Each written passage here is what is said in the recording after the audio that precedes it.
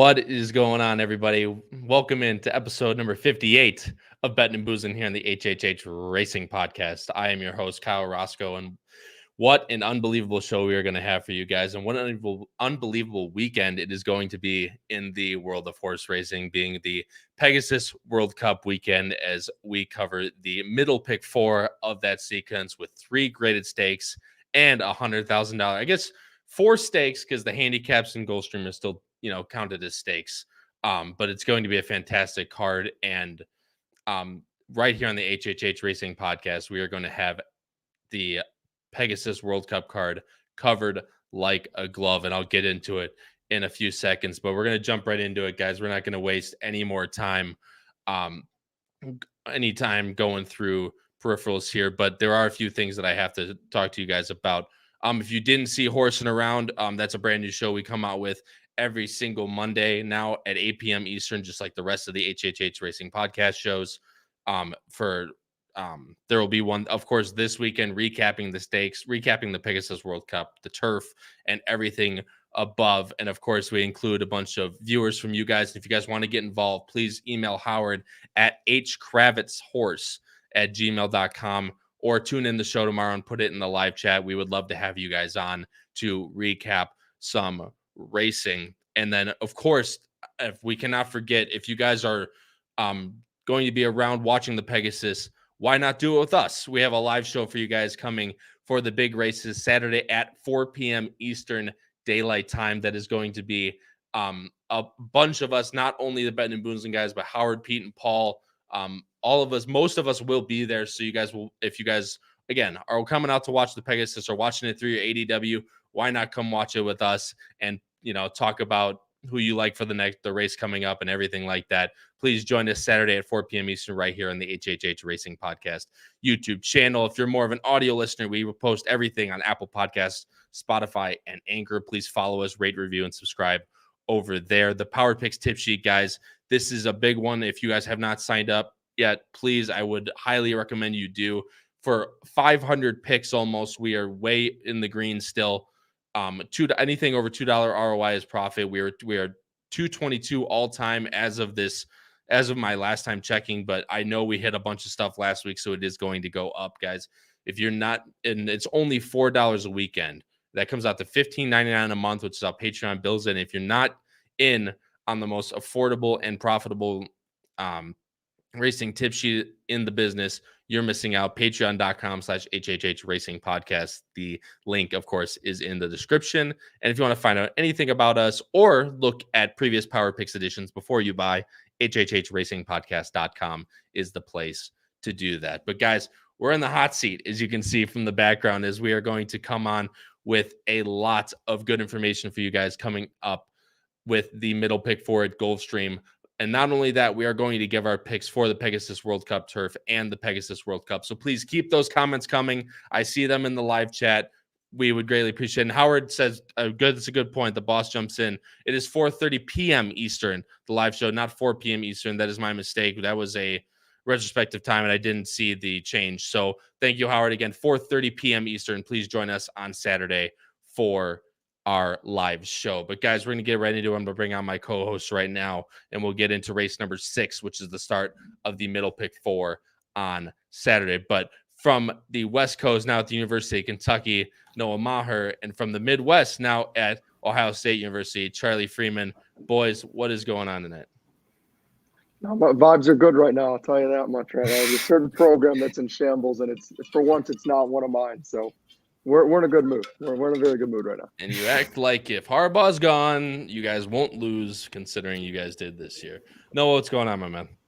Not too much. How we doing? It should be a pretty good Saturday. You guys should definitely come watch it with us on Saturday at 4:30.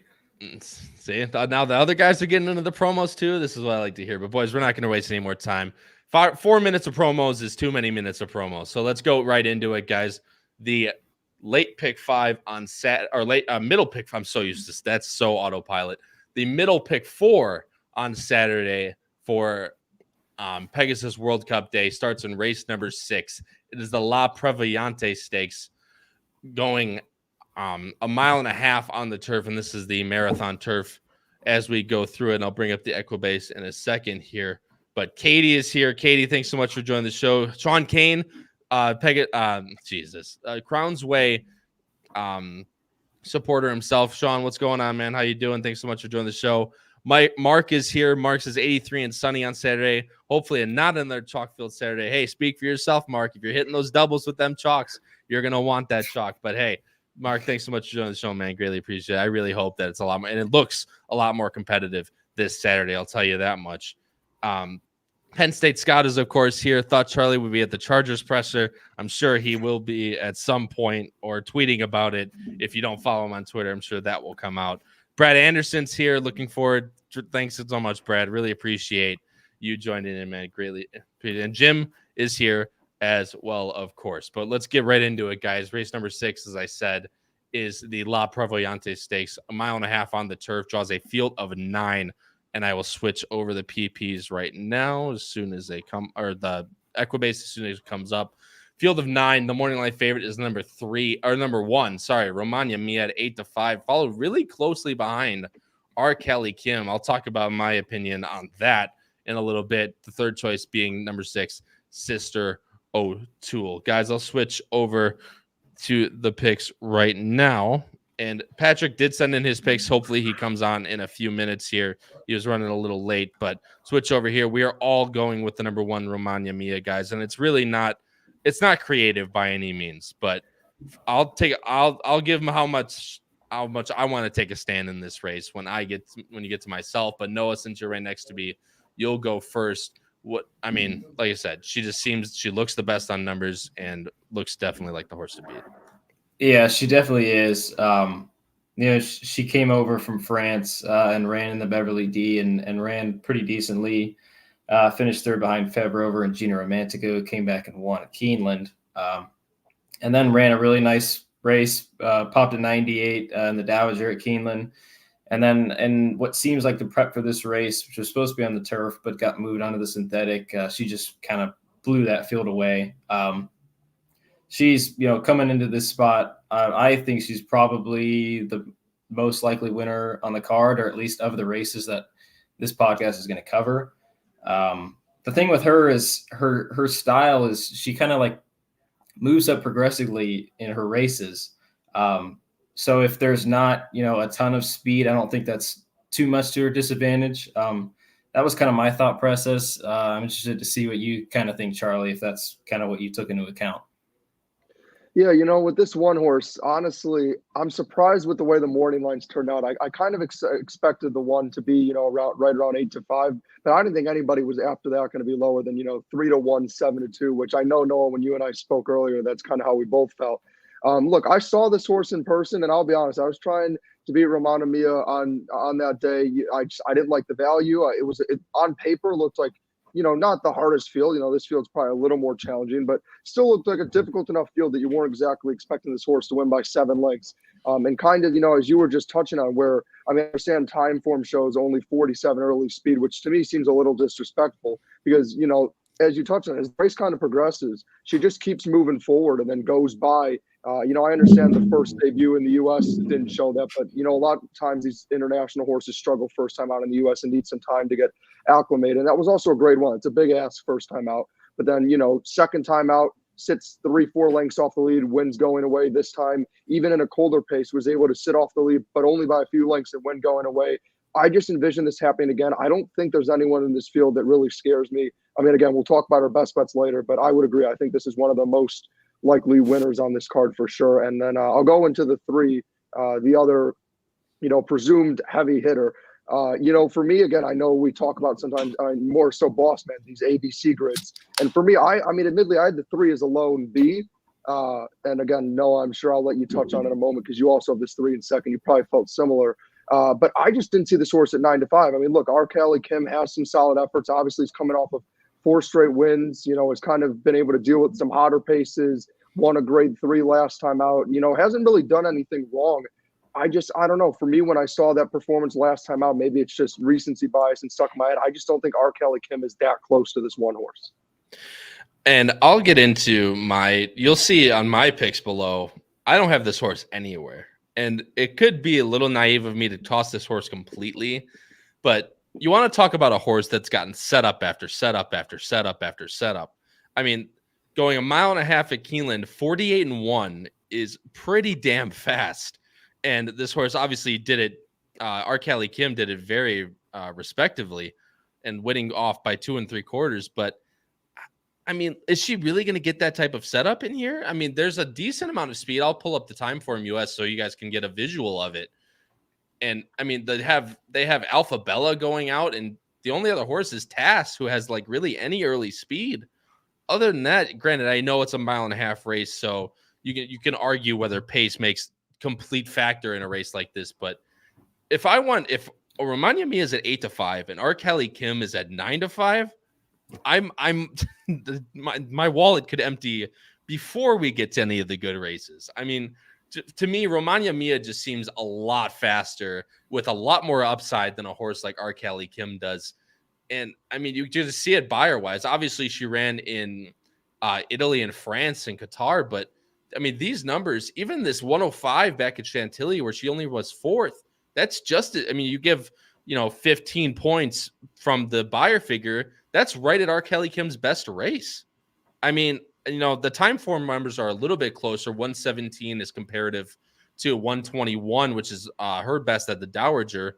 That was 1.5 miles last time Romagna Mia raced on turf. But man, I'm very, very, very interested in Romagna Mia. Noah said it. Noah took the words out of my mouth, and I know we talked earlier. She's my most likely winner on the entire card. And I could be wrong, but I'm going to put my money where my mouth is on Saturday. She's anywhere close to that 8-5. But I'll let you guys touch on Noah. Noah, you guys also have the 6. This will be the last horse we touch on. A horse that I'm also interested in second. This is from your turf out in the West Coast. Maybe one that's also a little bit slower, but last time definitely was up against it and could be one running late. Yeah, the red carpet last time at Del Mar was definitely a race that I'm very familiar with. And she was really the only one in that field that was making up any considerable ground. Linda's Gift and Musical Rhapsody were 1-2 the entire time. And those two were actually just ran 1-2 around the track in the Astra last weekend at Santa Anita. So, I mean, she's got some potential. She's got a little bit of a similar style to R. Kelly Kim, which doesn't really do a ton for her in this field, and she is probably a little bit slow, but not a bad pick at all if you're going to toss, a horse that's going to be the second choice that you don't really think is deserving. And I mean, I don't disagree with you, and I think I'd be much more interested in a horse like Sister O'Toole has shown the pace. And granted, I know it's on the West Coast, and that can be debated till time is done. But that last race at Del Mar in the red carpet versus where Sister O'Toole got no setup whatsoever as they went to the half in 51-3 versus R. Kelly Kim where they go to the half in 48. I mean, granted, obviously R. Kelly Kim ended up winning. Sister O'Toole did not, but I think my point still stands that Sister O'Toole's been up against it in a lot of these trips that might muddy up her form a little bit to get, basically what's going to be 2.5 times the price minimum, if not more, on a horse that's basically the same exact runner. I'd be much more inclined to take Sister O'Toole for Grand Motion.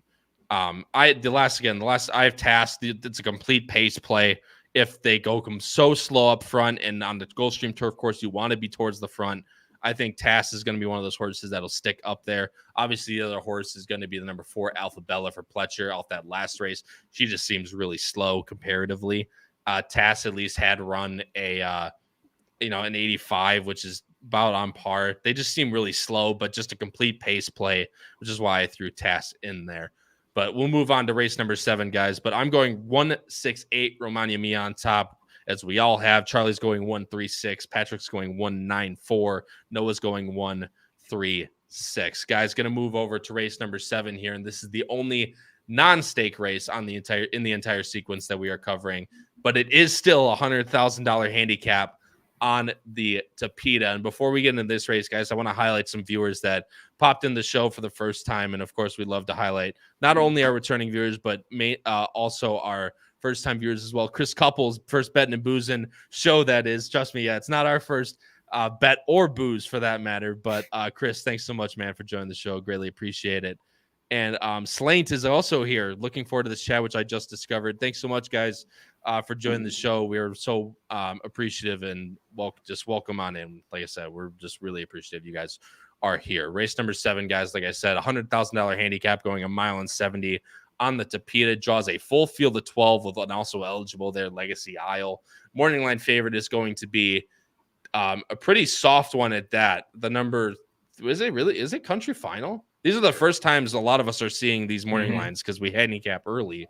Country Final is going to be the morning line favorite at 4-1 with exact estimate, the Chad Brown runner at 9-2 and Skyro, the synthetic specialist for Brian Lynch at 5-1. Guys, I'll switch over the picks right now as I switch to the PPs. Charlie, you'll go first.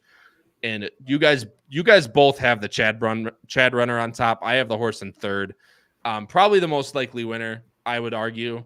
But I have a few knocks, but we'll get there. And Charlie, what'd you like most about the number 1 for Chad? Exact estimate. Yeah, for me, I like these last 2 efforts. I really see a big turnaround and a step forward. You know, this horse was consistently running in like those mid to high 80s, which is good enough to be competitive, but not winning this spot. And then, you know, you see that 75 at Saratoga. And, you know, for me, I feel like that's when you could scratch out. The horse comes back, not off a layoff, but, you know, it's like a few month break, rips off a 93. Then after that, takes a 95. And for me, you know, when I watch these replays, I mean, exact estimate, you know, 2 back was very impressive to me because when I watched the replay, it really didn't look like the horse was going to be able to get there in time, but just kept going and just had a really strong late kick that I like. And you guys know me, I always love, well, I guess in this case, exact estimate's not my closers that I love, but still, anytime I can get a closer or stalker with a strong late kick for me is something I like. And then, you know, last time out, you know, ran against Mason, ran against Big Everest. Like it was a tough field last time out. I really think that this field is more reasonable than last time.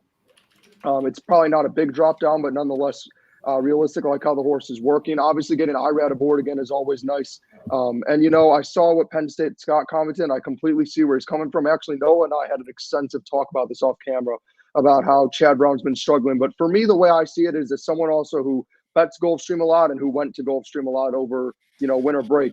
A lot of the horses he's been running have been first-time starters, which, you know, are always going to be kind of wild cards. And, you know, I feel like unless they're ones like, you know, Sierra Leone that have already done their, you know, early starts. The ones that are running now aren't exactly, you know, your big Derby horses. And then a lot of other ones have been ones that are either in for claim or that are older horses that you can see were on a regression. So I don't really think that they should have had the expectations they had, but rather got bet down anyway because it's Chad Brown. I feel like this is obviously, you know, one of the biggest days for Gulfstream. Chad Brown's got a lot of serious horses here. For me, I'm not afraid at all to be betting Chad Brown. I feel like on these kind of days is when he shows up the most. And it's the days like this that people tend to bet him on any other day, and he hasn't really been able to come through. I think exact estimate's the horse to beat. You know, for the other horses like Skyro and County File that were the ones that are the 2 main favorites, you know, again, saw these horses in the race where my horse, me and Mr. C, got robbed of a victory by Fly the W. And I just wasn't impressed with that race, to be honest. So for me, I'm fading any horse that was in that race. No interest at all. Rather try to go for a new face and look for some other prices underneath. Noah, you also have exact estimate on top, and you are you're a little different than a lot of us. Obviously, you have a horse that we'll talk about that none of us have, the 4, and then County Final. But if Charlie didn't touch on anything with exact estimate, go ahead, and then we'll move into your bottom 2. No, he pretty much had everything that I was going to say. If you scratch that race over the summer at Saratoga, you just see a horse that keeps improving, newly turned 5-year-old. I think last time in the Artie Schiller, Big Everest, I don't think anybody was getting Big Everest that day. So the fact that exact estimate ran a really nice second has to be respected. And I just see the trip working out really well for this Chad Brown horse. Then I ended up going with the 4, Dreams of Tomorrow. Horse might be a little slow. And on first glance, I wasn't a huge fan of that handicap race on the synthetic. Yep. But I ended up throwing 2 of those horses in that race in my top 3. So that just tells you the confidence level that I have in this race. Going back to Dreams of Tomorrow, just, you know, one of the horses when I watched that race that I kind of preferred. He was a little further back. Drink up beers, everybody. I thought he was a little further back than he wanted to be, while a couple others like County Final and Skyro got some pretty damn good trips. And I'll play he's the also replays wide. you'll see right now. Yeah, there's 4 horses running out of this race. County Final was the 6 in today's race, or in the race we're covering, but 4 right here. Dreams of Tomorrow is the 11. Saratoga Flash is the 2, and Skyro's the 6 in this field. And I mean, you're touching on it, and funny enough, I almost put Dreams of Tomorrow in my as well. I almost threw out the chat entirely, but I feel like that was one of the chats that I have entirely. I just feel like that was a little bit naive. I mean, granted, I know Chad Brown hasn't won a single race this Gulfstream meet, but it's still Chad Brown. So, and he's bringing his best runners to Saturday. But going back to this race, you will point out, I'll go to the top of the stretch here. There is one horse that's going to swing parking lot wide, and that is the horse you have here in the number 11 in this race, but the number 4 in the race we're covering, Dreams of Tomorrow.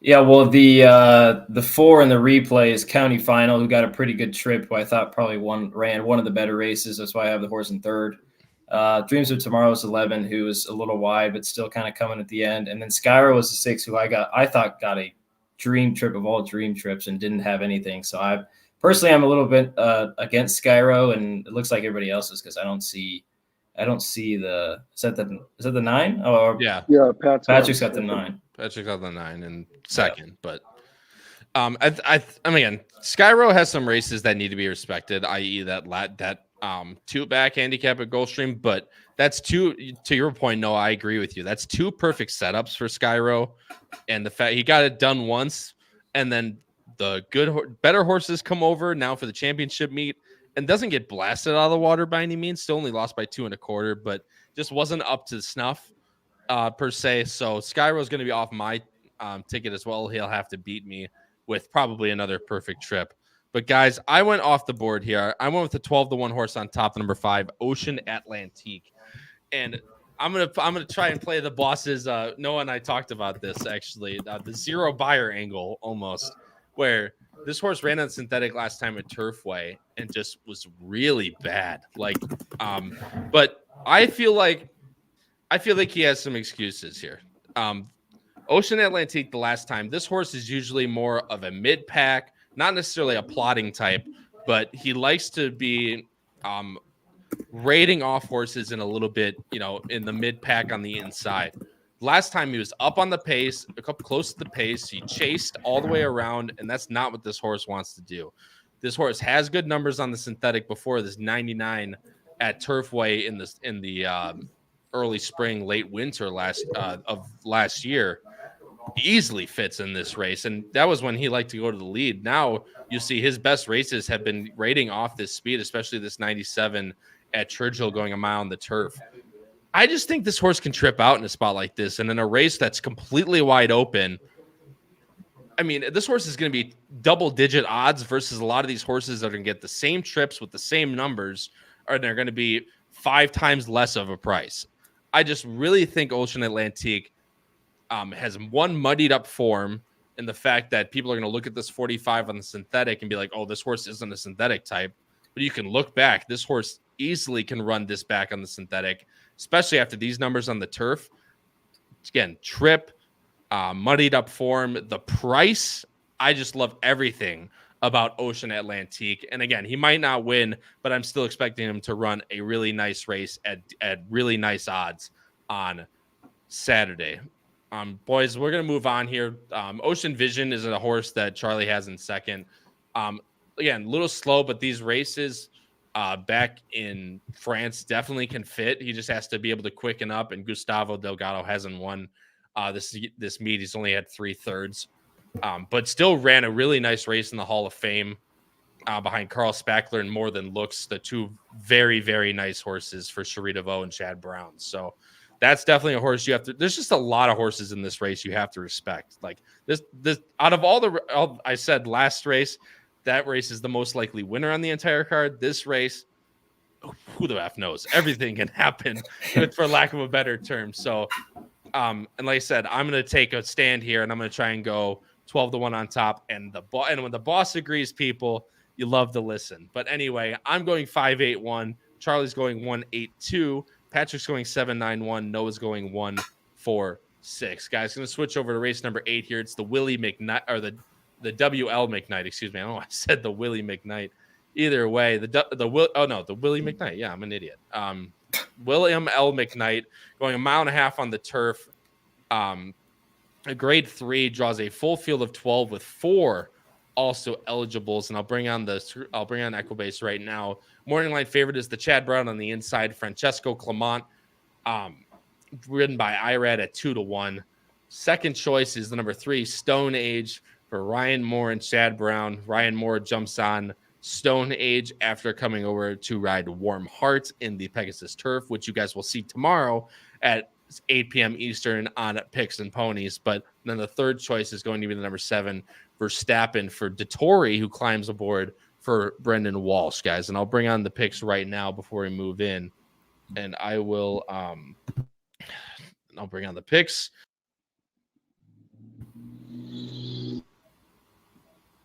I guess we're hosting now. The internet goes out, people. I love that. It's so much fun. Sorry about that. We were ready to host. I believe it. You guys were right in the biz. And like I said, my bad, guys. The internet came out there for a second. Either way, I'm going with the number 7 Verstappen on top. Hopefully he runs like Max Verstappen drives. That would be fantastic. Francesco Clement, Charlie has on top, and the number 2 Noah. And that's not a typo, people. Noah's going to go first here.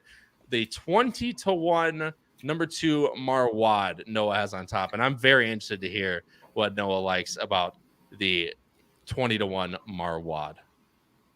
Yeah, when I first saw the morning lines, I was actually very surprised that this horse was 20-1. And I was also very surprised at many other morning lines, but I don't need to get into that right now. But with Marwad, I just see some form that's kind of dirtied up. I think his best races are going long at Gulfstream. You go back to about pretty much a year ago, won the optional 62, going 1 mile and 3/8 here at Gulfstream, and then came back in that grade 2 going the same distance and ran a really nice second to Value Engineering, who's unfortunately not quite the same horse this year. But I think there are some excuses there that you don't really see on paper. I think he was too far back in the Red Smith, and that was a pretty good field. I think the 1.8 miles in the Fort Lauderdale is too short for him. And you're going to get, with such a wide open race, you're going to get horses, with very well-known connections that are just going to get bet because people know who they are. David Egan and Nader Mubarak, if I even pronounce that right. Those are some of the some of the most less known guys in any horse racing circuit. So I just think, there's some numbers that fit, and you're gonna get at least somewhat of a price. I think it'll probably be more like 12, maybe 15. But in a field where I don't really have a ton of strong opinions, and there's, on a day like this, there's going to be at least one race where you're going to get a price to come home, and maybe this is the one. And look, David Egan, people that don't know, is a guy that came over from England to ride this year in the state, or ride this winter in the States, and he doesn't get enough rides, but he's a very, very good rider coming over here. And look, this horse may just be a little slow numbers wise, but if he runs back to the Gulfstream race, as Noah pointed out, you want a horse for course going long at Gulfstream, Marwad might be the one. And at a really nice price, of course, at 20-1 morning line, you're going to get you're going to get a really nice odds on this horse. It just matters of, can he run back to this 98? And that's going to be the question in not only Noah's mind, but of course everyone's mind. But again, numbers fit. Charlie, I'll go to you next. You have the favorite on top, the number 1, Francesco Clement. In this last race, the Hollywood Turf Cup, albeit with the setup, has to be taken into account. He broke a little slow, was far back, and made up a lot of ground late. Look, he ran huge in both of his last 2 races. The reality is, as you touched on, same thing happened in both races. He didn't break well at all, and then comes flying late and makes that recovery. For me, that's just what really stood out. I understand that I'm kind of a sucker at times for horses that can show that late kick, but when I was just going through all the possible contenders in this field, there's just no horse like Francesco Clemente. The way this horse is able to kick on late is just unmatched for this field. I truly just feel, I don't even know if the horse needs to break because the horse hasn't been able to. I just think as long as Irad can navigate a trip as he has done, as he did 2 back when he got to ride this horse, I don't see how this horse doesn't win. I mean, for me, again, we've talked about these are some stacked cards with a lot of horses, a lot of very respectable, solid horses in these fields. But for me, this is another one where I'm like, this to me feels like one of the more likely winners. I understand that there's a lot of solid competition. There's, Noah touched on a double-digit odd horse. I know for me, I have another horse that's double digits that I think actually someone in the chat just mentioned that I think will be interested in this spot as well. But I just feel like the one hasn't really taken a wrong step and really just other than breaking bad is, to me, looked like the horse to beat in this field. And again, I know the Chad Brown knock, but look, there's a reason I ran on one of the biggest days at Gulfstream where this is the track he dominates, is continuously linking up with Chad Brown. It's because he knows that Chad's sending his actual legit best horses here. And I just think this one will be too tough to beat. Now, I'll let you touch more on the 7 Verstappen in a moment. I know you kind of did earlier. That's who I'm kind of going with underneath. I think Verstappen's an incredibly talented horse. And look, by no means, if anybody wants to come at me with allegations, I didn't put this horse underneath because the horse ran against me and Mr. C, and I'm trying to build a resume. The reason I have Verstappen in second is the reality is, and I'm happy, I think all of us have this horse in the top 3 if I had looked correctly, which makes sense because that's all Verstappen does. This horse just loves finishing somewhere in the money. I mean, you look lifetime-wise, 12 out of 17 starts, Verstappen is top 3. I mean, the horse is ultra consistent. The figure certainly fit. My only concern is whenever this horse is in the big races, he always just misses, whether it's a length, half a length, 2 lengths is always right there. And I think Verstappen will be right there. I think the trip could work out perfectly. I feel like this could be one of those races where it looks like Verstappen's golden is going to get the win. And then, ends up just getting caught late by my 1. And then I'll touch on my 3rd pick, the 9, real quick, Grand Sonata, just because someone mentioned it. Yeah, I think there's a lot of love for Grand Sonata in the chat. Is a very talented horse. This was a horse I was on when I was at Gulfstream that day. I think the distance was just, too short at 1 1/8. I think getting this extra distance, assuming obviously Grand Sonata runs in this race. I know the horse is also entered for a big race later on. But I think the added distance is huge. The horse is running ultra consistent. I like Gaffalione getting aboard again. And, another horse in this race who I have a bone to pick with, Stone Age really messed me up in that race. The horse completely checked Jerry the Nipper, who then checked Grand Sonata, who then just had too much left to do. I think this horse with the added distance and a cleaner trip is very dangerous at a price. Yeah, and 10-1. And there is obviously there has been reported scratches. Thank you, Jim, for putting it in the chat. There are a lot of cross entries that I also wanted to point it out after the guys were done talking. So the number 6 Palazzi from Mark Cassie is entered at Sam Houston on Saturday. The number 9 Grand Sonata is also entered in the turf, but I think they'll most likely run it here. But of course, don't quote me on that. Anglophile's also entered into the turf. I believe he's an AE though, if I remember correctly. And Red Run is also entered at Sam Houston for Mike Maker. So there's just a lot of cross entries that you guys have to be wary of, and just obviously keep an eye on the scratches come race day. But Grand Sonata is definitely not impossible by any means, and this is one at 10-1 that could be surprising. How often do you see Gaffalione ride for Pletcher? It's not very often. I think it's a lot of Gulfstream, but this is a horse that I would definitely have on my tickets, especially if he's gonna go off at a price of 10-1 or higher. I mean, maybe he won't. Just I think this might be the buzz horse of the race, going off somewhere in the 6, 7, 8-1 range. But Grand Sonata is definitely not to be taken lightly in this race. And this is a horse that I've been against a lot. In Verstappen, who I have on top. Brendan Walsh, of course, is 1 for 29. But Declan Cannon is a great rider in his own right. But the fact that Frankie is coming over and Frankie gets on this horse makes me think that this horse is going to be ready to go. I mean, 95, 97, 98 buyers his last 3, going long. Obviously, the worst winning margin in the last 4 is at Kentucky Downs. And we all know either love it or hate it at Kentucky Downs. That Bowling Green at Saratoga was good behind Channel Maker. Was a little bit against it in the JB Schuster Memorial when I was there at Indiana that day. I actually had Verstappen on top that day and have been against him ever since, realistically speaking. But that was the day me and Mr. C won that Charlie continues to talk about to this day. But that last race at Aqueduct was really good, and getting beat by a solid horse in Masterpiece and Soldier Rising. Soldier Rising, the best horse in the world to never win anything. But Masterpiece is, of course, going in the turf, which is obviously later on this card. I just think Verstappen really classes up in this field and now picks up the Tory, who's going to be close up, going to get first run on a lot of these closers. And I think the 1.5 miles is his best distance. I'm going to be very interested at Verstappen, especially if he hangs anywhere near that 9-2 range. I think that 9-2 range is very appealing versus a horse like the one Francesco Clement, who might just be better, but 2-1 is not where I'm willing to bet that horse. But guys, like I said, there's just so many different ways you can go in these races. Celis is a horse that I have in third.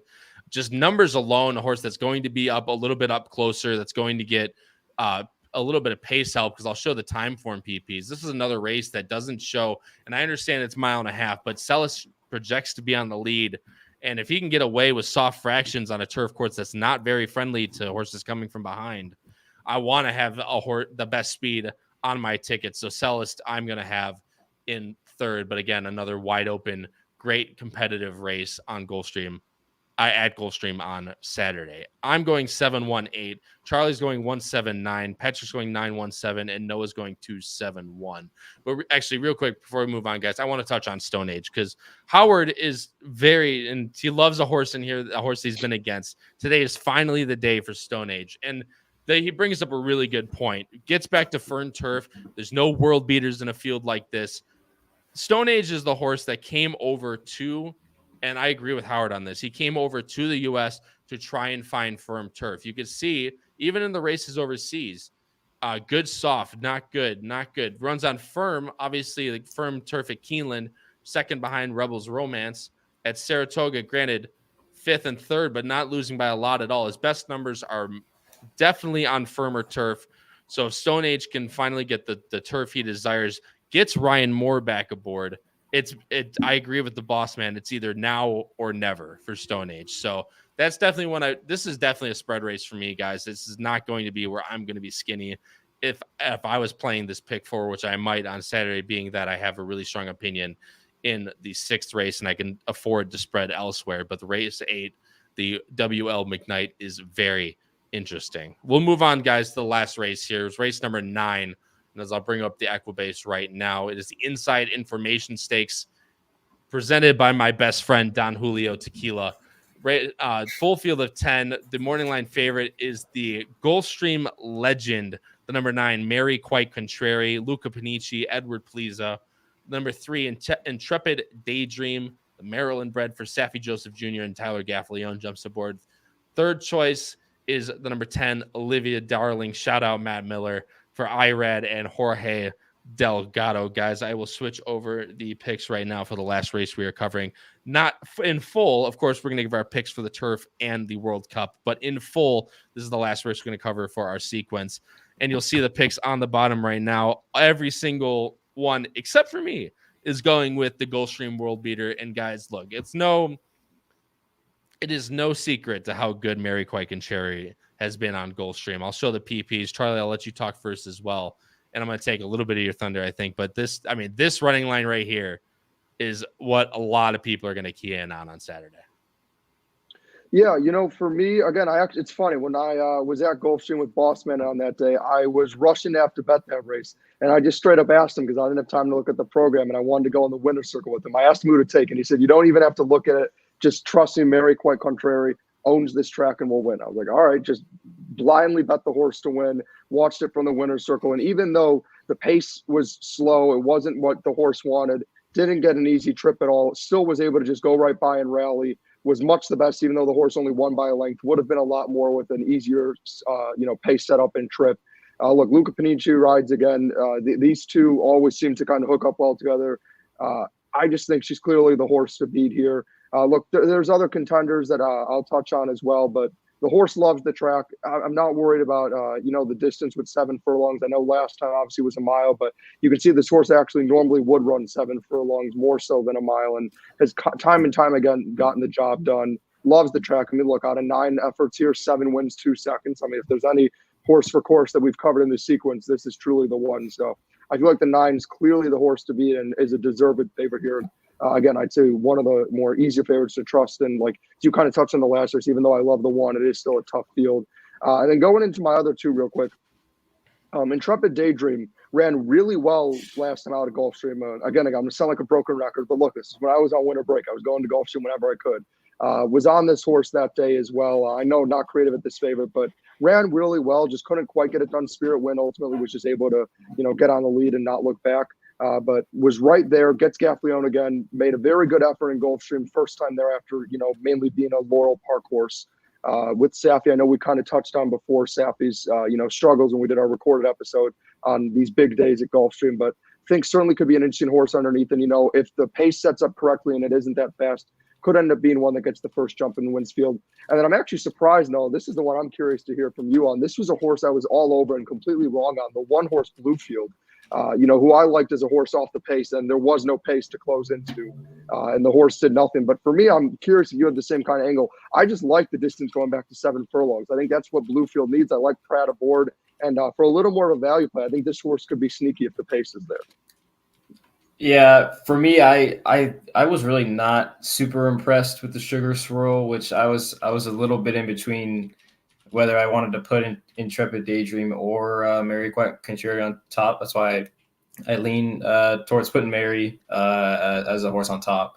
But I think there's a ton more speed in this race than there was in that Sugar Swirl. I think she's going to get a really good setup. I mean, I Intrepid Daydreams, definitely very fast. I feel like there's a couple horses in here that kind of need the lead. Music City Star, who's a new acquisition for Jenna Antonucci's got to go. And then you got Sassy Nature, who's a California horse as well, who cannot get the distance this day. And Gerrymander's fast as well. So I think there's going to be enough speed to set it up for her. If you go, as we'll talk about later with our best bets, I could have just used 3 and the 9 and kind of moved on. But I think the one's a little interesting. So I really wouldn't be shocked. And I think you're probably going to get a pretty good price just because, people are going to say, she's a little slow. She's 8. Maybe she wants to be a mama. But you get Pratt. I think she's going to get a setup. That's kind of what I'm feeling. And look, she might get the setup in this race. I don't know if there's a lot of speed in this race by any means, but there's definitely more. There's definitely a little more than there was last time. Although, guys, they did go 45-1 to the half mile, so it's not like there was no speed on by any means. If Bluefield was good, and for me, if Bluefield was good enough, she would have gone by that field. She does get the extra furlong, which I think might help a horse like Bluefield. Safi is part of the 0 for 120 club, as we touched on in our Pegasus filly and mare breakdown. If you guys did not watch that video, please, after this stream, go on the channel and look at our most recent upload, which was a tape show that we did on covering the filly and mare turf breakdown, breaking down every single horse in that race. Go and watch that if you haven't already after the stream. But Bluefield's definitely interesting. I think we'll need to improve just a little bit. Intrepid Daydream looks to sit a nice trip for Gaffleone and Joseph, but I don't know, guys. 91 is what she's topped out at, and she could improve a little bit. She is only 5 and just running her best races. So Intrepid Daydream is definitely one you need to have. I went with the number 10, guys, Olivia Darling, and I could be completely wrong. I will preface this. This is my softest pick of our entire sequence, but what I will say, I love that this horse has speed, is finally running her best races, running her best stride. The one thing that scares me is distance. I love that Irad jumps back on this horse as well. I just don't know if she's 100% ready for the 7.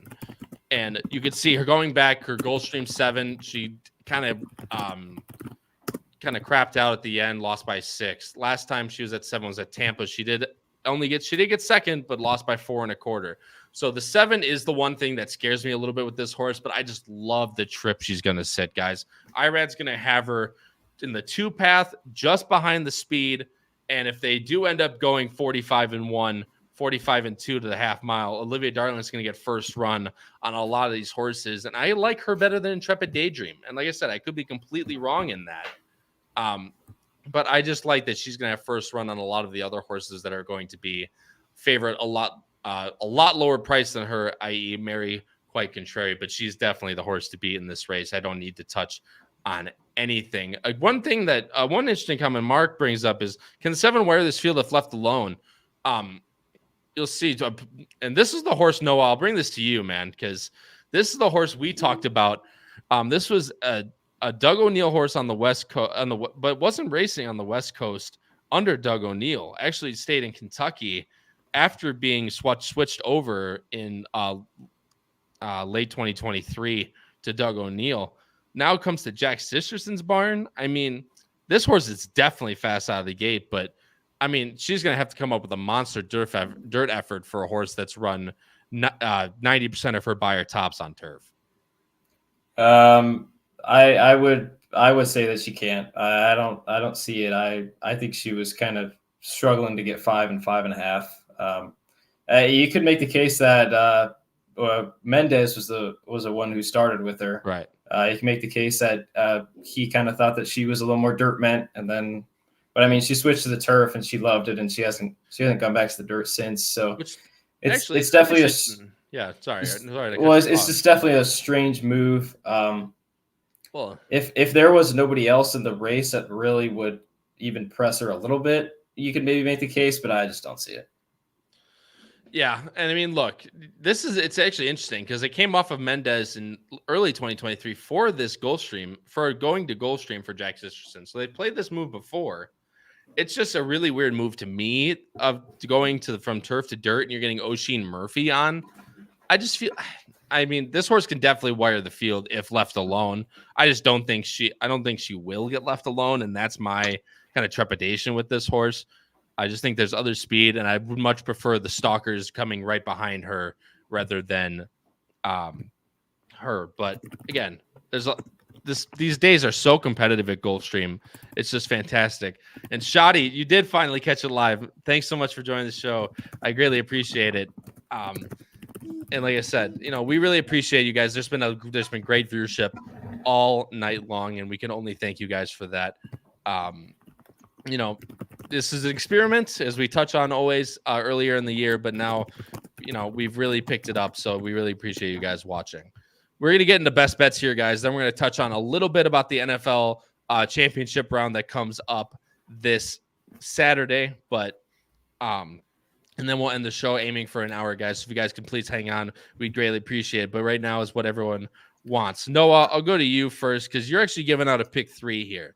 You're going to go pick 3 starting in race 6. So you're going to single Romagna Mia, as you'll see as a pretty common theme going forward in these best bets. In the La Prevoyante, then going completely spread, which is the synthetic handicap. With 6 horses, you're going 1 with 1, 4, 5, 6, 8, 12. And then in the WL McKnight, you're going 1, 2, 7. Noah, talk about your pick 3.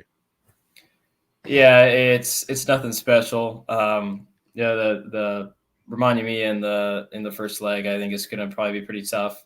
And then in the second leg, the synthetic race, I really have no idea. I've got probably quite a few, at least half the field in there.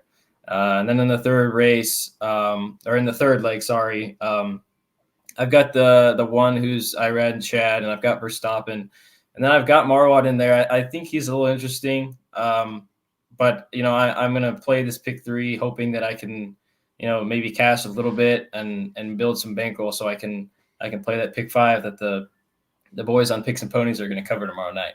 That's right. Charlie, good luck with your best bets.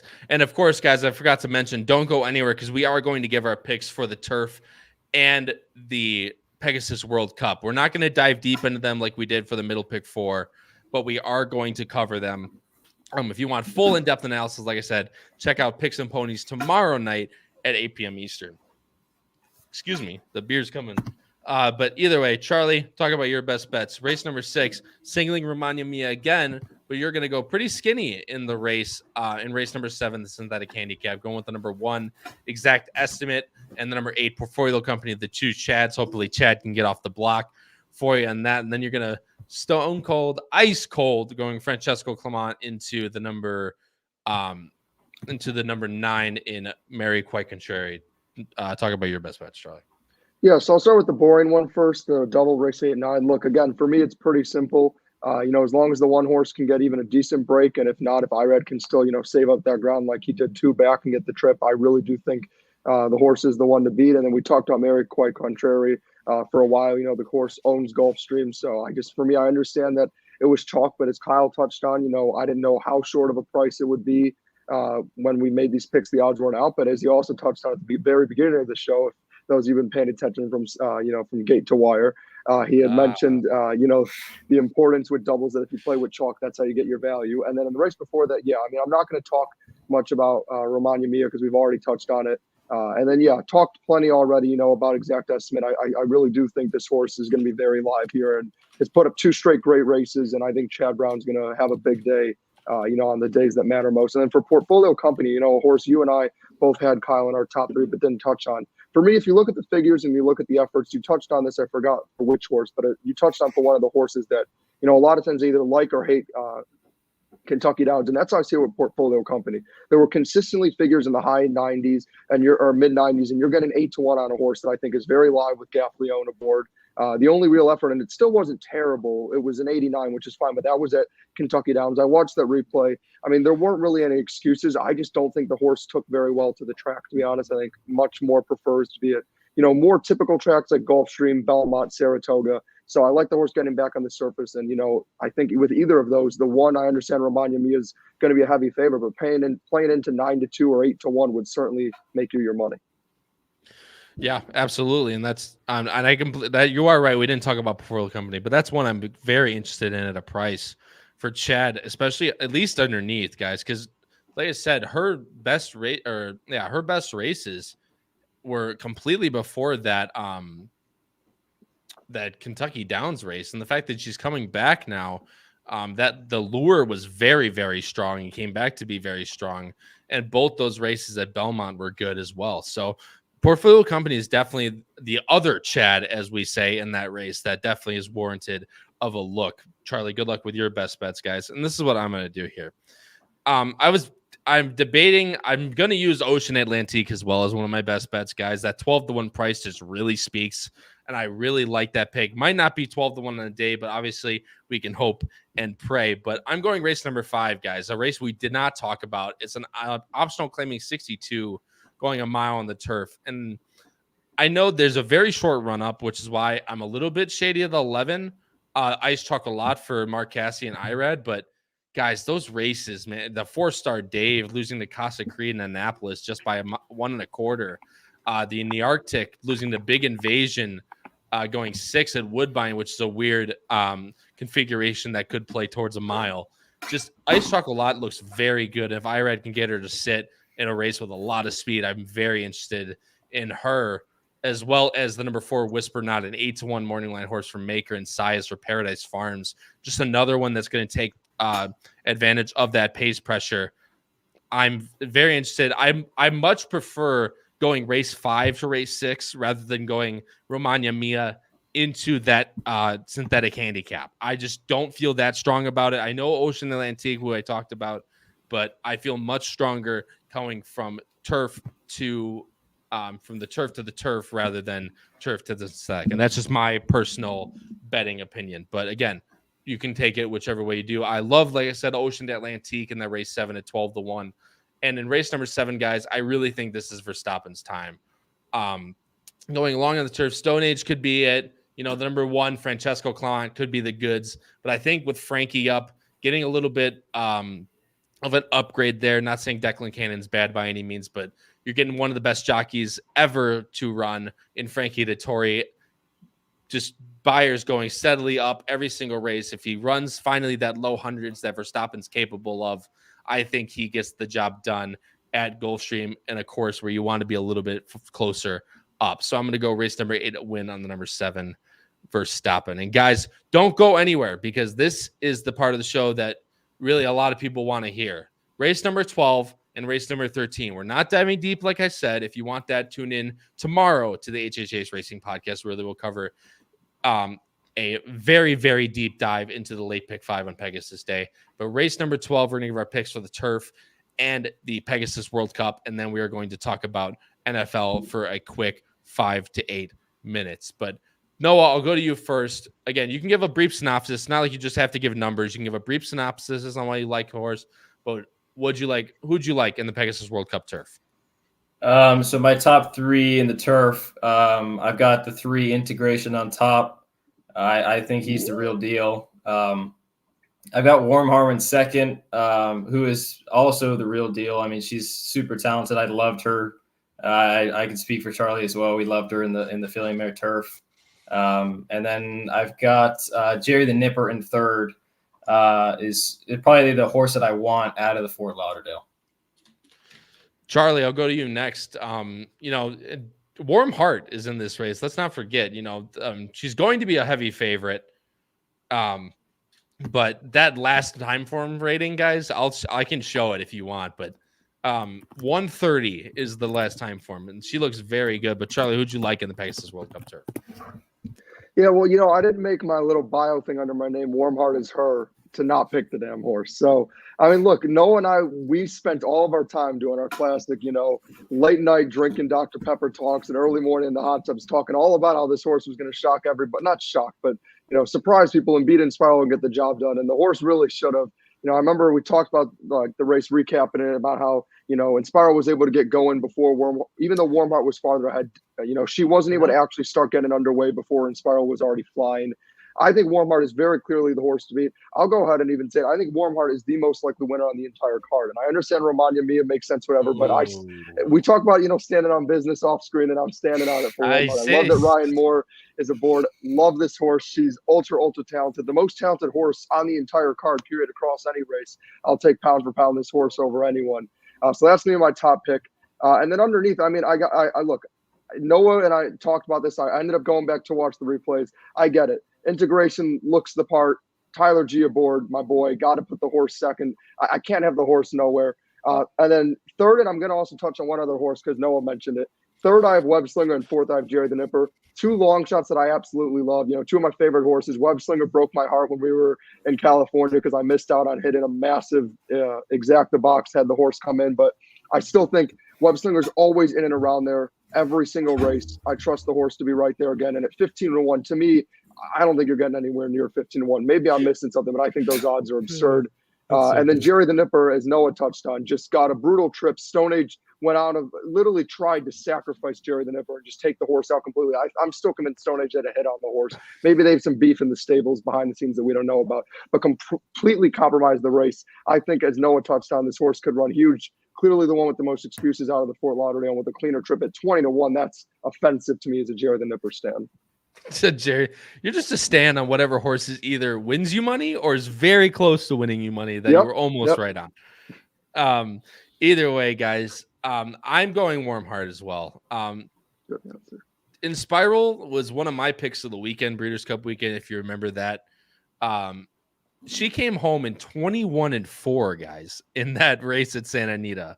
That is unbelievable. Warm Heart coming in, just a little bit at 22-2 for that final quarter at Santa Anita. So, and like I said, she got a 130 time form rating, guys. If she runs back anywhere near there, she's going to beat this field. And integration can continue to improve.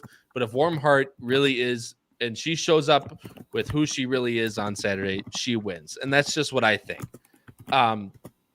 The thing that I am a little bit concerned about Warm Heart is that she's been traveling a lot, and she went from York to Longchamp to Santa Anita, then out to Hong Kong, and now she's coming back to the States to Gulfstream to run again. It is a lot. It takes its toll, but again, if Warm Heart is anywhere near her best on Saturday, I think she wins. I wouldn't say going away, but she's definitely going to be a clear and decisive winner on Saturday if she's at her best. But guys, the Pegasus World Cup, the $3 million going a mile and an eighth, and may not be the strongest iteration we've seen of the Pegasus World Cup, but it definitely is a very, very competitive race. Charlie, I'll let you touch on it first here. Who'd you like in the Pegasus World Cup? I was flipping back and forth between 2 horses that actually won me a bunch of money together. And maybe you guys are starting to notice a trend with my picks, but I'm truly trying to just, without letting too much bias, and go with how I see it. I originally had O'Connor on top, which I know for the, for the jokes of this podcast and for Boss Man would have been great. But, HHH Racing Podcast. And look, it's nothing against Paco Lopez, O'Connor. but it rubs me the wrong way that Tyler Gaffleone's not aboard. So I decided to put O'Connor second. Now, I'll tell you who I put first. The horse that broke my heart, that should have gotten the job done, that got robbed, that got cheated. Grand Aspen is getting the job done. I'm sticking with my horse. Why did I know that was happening? No, Grand Aspen is an ultra-talented horse. Jose Ortiz was able to get the absolute most out of this horse and was honestly right there. But since the horse was pressing right behind New York Traffic, who also ran an incredible race in that horse's own right, was right there last time. I think the horse took very well to the service and took very well to Gulfstream. I like that the horse is going right back to where it excelled. It's funny. We talked about this earlier where you were talking about the other Chad Brown. This was the other Pletcher on that day. Everybody, and admittedly, I thought the horse was interesting as well, was all over gasoline. And this horse was, for a Pletcher to be 10-1 in a grade 3 was at Gulfstream, was pretty dead on the board and proved everyone wrong. And I'm going to trust the horse to prove him wrong again. I'm a little surprised the horse was actually as short as 8-1 on the morning line. I don't know if I'll get that. I might get better, might get worse, but I'm going to trust that horse. And then, of course, in third, I still have to hedge and put National Treasure. I'm not picking a Baffert, and I'm not rooting for a Baffert to win the race. I'm so happy Cody's Wish was able to beat that cheater. I can't put the horse on top. I refuse, and I'm not going chalk either. Yeah, well, that's. I hate nuts. I have a bone to pick. I have a bone to pick with that horse too. The horse is whatever. I'm done. A lot of bones. You're done. Yeah, there's a lot of bones in here. That's all I know. Noah, you're up next, my friend. Who would you like in the Pegasus World Cup? All right. So I'm a big believer in, you can call it yin yang, you can call it whatever you want. But I believe that there's a horse in this field that came over to do the same thing and came over for a reason. And now they just got to wait a year, and now they're ready for it. And I think that's O'Connor. I think O'Connor's getting good at the right time. I thought he had more of a troubled trip in the Harlan's Holiday than it says on paper. I just think he's kind of getting primed, and there's really not anybody in this field that I would be super scared of. In second, I've got First Mission. This is probably the more obvious. I was a little surprised that First Mission was 7-2 on the morning line. I would think 5-2, maybe 2-1 at post time. And then in third, screw the West Coast. I can't. Yeah. I would love to, but I can't. In third, I've got Dynamic One. And my theory here is Pletcher did the same thing with a horse that ran a dud, and then he stuck with a plan and ran the horse in a grade 1, and that horse's name was Fierceness, and that horse ran a hole in the wind. So I think even though the horse ran a dud last time at 3-2, I think Pletcher's got a plan, and like I said, this rendition is really not the strongest. So whichever way you go, you're really not, you're gonna get your money's worth, and it should be a fun race. It should absolutely be a fun race, guys. And I know, look, I've gotten Q with some of these races today. I've gotten, like I said, I finally had horse double digits on top and stuff like that. I'm not getting Q in this race, guys. I think First Mission really is the goods, and First Mission is going to win with a very nice trip, stalking off the pace in the Pegasus World Cup. I just really think, look, this horse waited till 4, I think he waited till 4, right? I'm not, maybe, all right, scratch that. Either way, Brad Cox has been very precocious with this horse, putting him into spots where he thinks he's really going to excel. Won the Lexington in, if you guys remember that day, that was, I'm not going to say unbelievable fashion. The horse looked completely done on the turn and then rallied back to be at the win by half length. That was the eye-opening race. Comes back at Keeneland after a long break, still gets it done over Command Performance. And the last time in the Clark, looked like he was done again on the turn and still continued to fight his way to the line with Trademark, who's also in this race, who's also not impossible.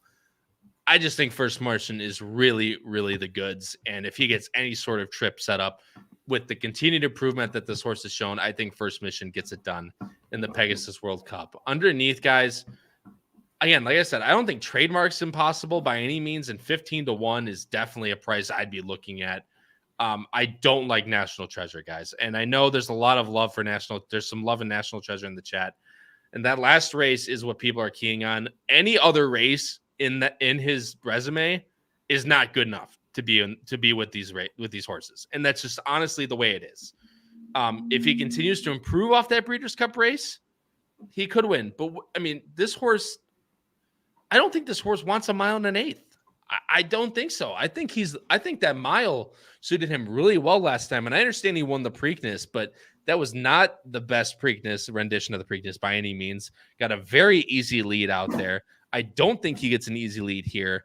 And if I had a choice between National Treasure at 2-1 or First Mission at 3-1, there's one horse that I'm going to be very interested in, and it's not National Treasure. But I'm very interested in First Mission on top. Grand Espen's not impossible, guys. As you touched, Dynamic One's honestly the wild card in this race. He's ran once since 2022. If Todd Pletcher has him cranked, which IRAD jumps aboard Dynamic One as well, which is also something very interesting to take into account. He's working lights out at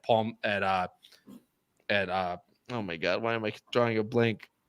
Palm Beach, right? Why am I drawing? Yeah, no, you're right. Palm Beach. Palm Beach Downs. Yeah, I could not believe I'm drawing a blank. Either way, Dynamic One at 15-1 is not one to. And O'Connor, obviously, I will have in the mix as well. If you guys want my full picks on Pegasus World Cup Day, follow me on Twitter. Also follow Noah and Charlie on Twitter as well. We'll be giving out our full picks for Pegasus World Cup Day, of course, day of. But guys, that is going to wrap up our talk for Gulfstream on Saturday. Again, tune in tomorrow if you guys want the full breakdown of the late pick 5 from the guys pick picks and ponies, and tune in Saturday to our live show and come watch the races with us.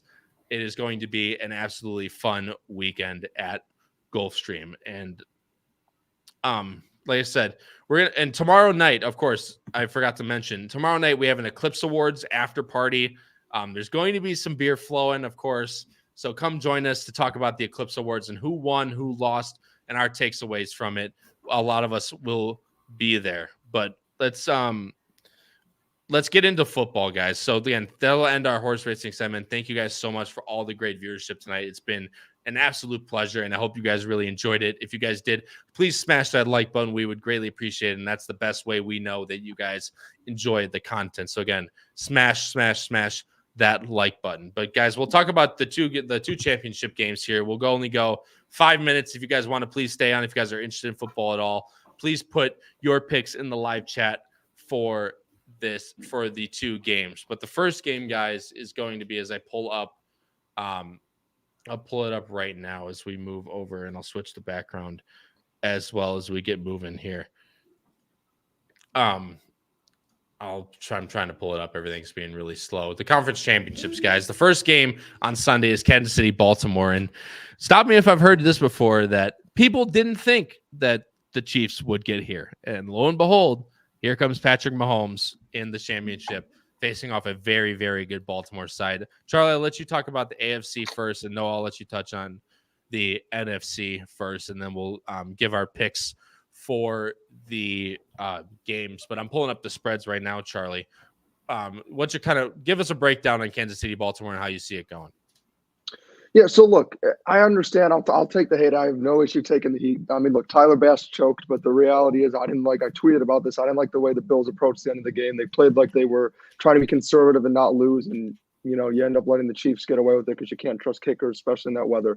Look, I know I've doubted Kansas City. I said they could lose in round 1 potentially, and then Dolphins chose not to run the football. I said they'd lose to the Bills. And I understand that I keep hitting it against them, but truly I don't care who would have gotten to this spot, whether it was the Bills, whether it was, the Chiefs as it is, or anyone else. The Ravens are by far the most complete team in the NFL, period, let alone the AFC. I truly think they're the team to beat. The reality is this: they have a top 5 defense in the league. They really don't have a weak spot in their defense. They're built everywhere. They have great linebackers, shout out Bears legend Roquan Smith. They have a great secondary, very solid D-line. They really don't. They got Patrick Queen in that linebacking core as well. They really don't have any weaknesses on defense. On offense, that offensive line has been solid. I know the receiving core isn't, the best, but look, they have a lot of speed in Zay Flowers. They have a lot of guys that can really work well with Lamar Jackson, who's the most dynamic player in the league. He's going to win MVP.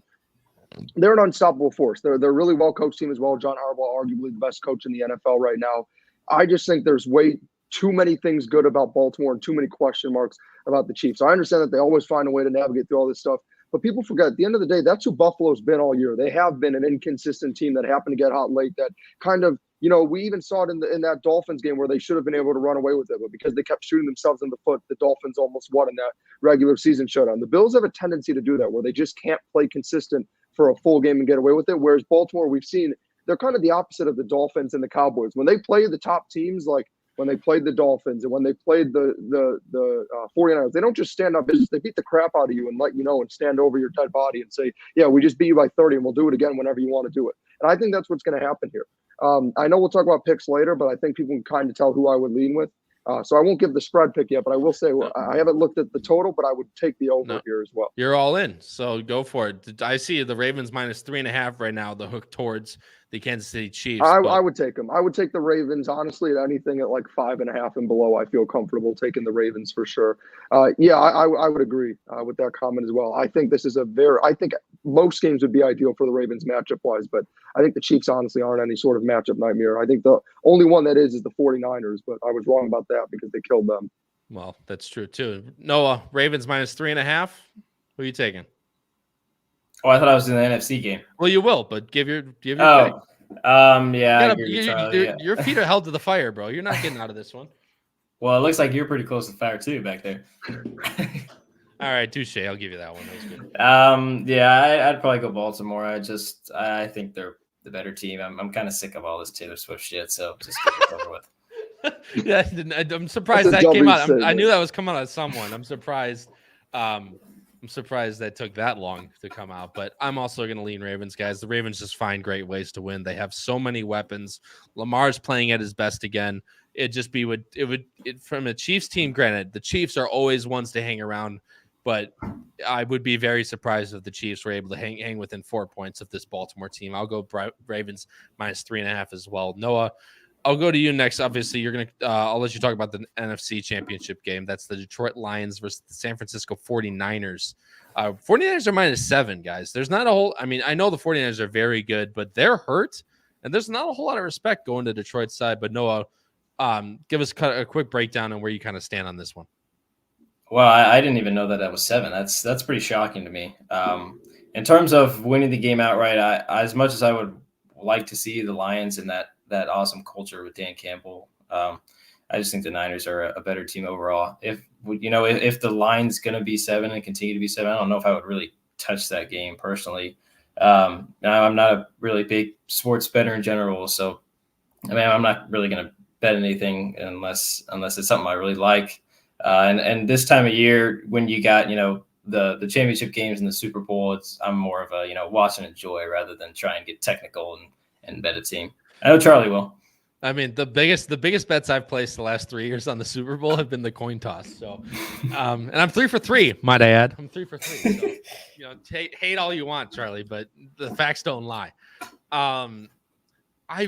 Charlie, I'll let you give your pick next. I have a hard time with this game personally. Look, one thing I'll say is if you're as good at the coin toss as you claim you are, we might have to throw that in as a special Power Picks edition. Is throwing your insight on. You should give like a whole in-depth explanation on your analysis for why you know what the coin toss will be. But yeah, no, this game, I'll be honest, I would be all over the first game. Again, I don't know what the total was at for the first game. If you could find that at one point, Kyle, it's 34.5. 44. No, wait. Oh, 40. Yeah, so I would take the over in that first game. That's the game I feel strong about. The AFC Championship game, I would absolutely be playing Baltimore in the over. I would even consider playing Baltimore on an alternate spread and raise it up a few points. But no, this game is going to be brutal. I would not touch it. The total is continuing to rise, and it will continue. I saw it was juiced last time I checked toward the over, so I wouldn't touch the total. And this minus 7 is just so difficult for me, as Noah kind of touched on. It's a weird number for me to really read into. Because for me, it feels a little high, but I also feel like if the Niners kind of can play into form and not struggle like they did against the Packers, then they could absolutely blow out this Lions team that has a lot of problems on defense. But I also know this is a banged up 49ers team, and it kind of feels like the Lions are the team of destiny, so maybe they do shock the world and get it done. This is one where I agree with Noah. I would more so be like, if I had to play this, I'd play the 49ers money line and some sort of parlay with maybe the Ravens spread and the over or something, so I could get more value. But I wouldn't touch this game. The 49ers. Charlie, what do you think? Did you see anything on Debo? Because obviously Debo got injured last week too. Did you see anything on Debo? Yeah, I'll look. I can look up to see if I'm looking at it. Stuff, but when I last checked, they said he's certainly banged up. I know based off of like kind of who he is, that it would stun me if he didn't play. I mean, I saw it saying that he's been out of practice, and I know he's been battling a shoulder injury. I would be stunned if he didn't play, though. Like, judging by who Debo is and how he's kind of approached his career, I'd assume they just, for precautionary reasons, rest him as much as possible anyway, even if he could practice, because there's no reason to risk him getting hurt. I think there's no way he doesn't suit up. Now, could he fully play the entire game? Who knows? He could re-aggravate it. He could take a big hit, especially because he's a receiver. He could catch a pass and just get nailed and fall on that shoulder and then be done for the game. But I don't see a world where he doesn't go out and try to play. I think the other question is, can the Lions rattle Brock Purdy and try to get to him like they were able to do at times to Baker, who literally looked invincible against the Eagles in the game before? And if they do that, that's what I think could be the game changer in this game, is if they can rattle Brock Purdy, anything could happen. Yeah, and I just think the 49ers are kind of injury-ridden. And Tom Espinoza, a great viewer of ours who's from the San Francisco area, says Debo injuries is a big deal. Hopefully last week's Green Bay slap in the face woke them up. 7 is too much for me. 49ers win, but not super confident. They'll have to pick it up on the pass rush side, which they definitely will. And if they can get to Jared Goff, I mean, that is where this game is going to be won. If Jared Goff cannot get into a rhythm and get going, I mean, if the 49ers offense is way too good to have, if the Lions don't want to get in the rhythm early, they're going to get destroyed. I think 7 is a lot of points, though, guys, especially if Debo doesn't end up playing. If the shoulder injury is just way too bad, I think I'd be taking the 7 points personally. I'd go favorite in the AFC, and I'd take the +7. 49ers probably win, but I'd say maybe about like 4. You know, maybe it's some game like 27-23 or something along those lines. I think is definitely which, funny enough, the over/under is 50.5 for this game. So funny enough, I just said that. But something like that I could see happening in a game like this, where the Lions are going to be so determined to win a game. To just be in a game like this is massive for this franchise. They have nothing to lose. They're going to go out and just absolutely play balls to the walls football. So I wouldn't be surprised if San Francisco wins, but it is a close game. So I'd be more in the I'd be more interested in the +7 on Detroit's side. And Penn State, Scott, like he says, brings up Detroit needs to get up first. I agree with that. But guys, that is going to wrap up our show, episode number 58 of Bettin N Boozin, covering the Pegasus World Cup Middle Pick4, and then a little bit on the NFL championship round, as we touch on every time at the end of the show. But like I said, guys, thank you guys so much for joining in. We're just so appreciative of the viewership that you guys give and all the likes. So again, if you guys are watching this and you guys enjoy the content that you're seeing, please hit the like button. That is how we know that you guys are enjoying it, and and it's the best way to help us out. Also, subscribe. Please subscribe to HHH Racing Podcast YouTube channel. We have a lot of great content, as not only is this Pegasus World Cup weekend, but in a few weeks, we're going to start that road to the Kentucky Derby Trail, and that's when this content really ramps up. So please hit that subscribe button. But for my co-hosts, Noah Maher and Charlie Freeman, this has been your host, Kyle Roscoe, in episode number 58 of Bettin N Boozin on the HHH Racing Podcast. And until next time, crush your bets, win those photos, and stay safe, everybody. See you in the next episode. Have a great night.